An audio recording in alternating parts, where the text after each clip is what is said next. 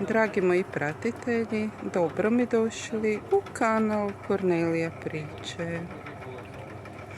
U jednoj krčmi mušterije rado iščekuju pečenku. Svinjsku pečenku.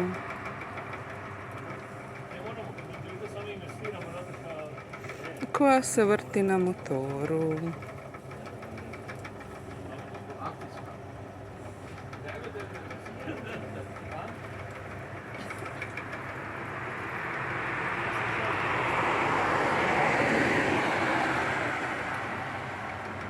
Vatrica pucketa.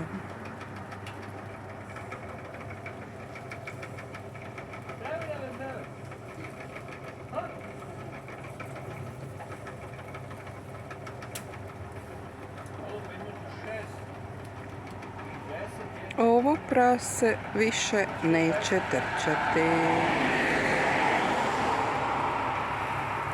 već će se mušterije lijepo počastiti, pojesti i popiti.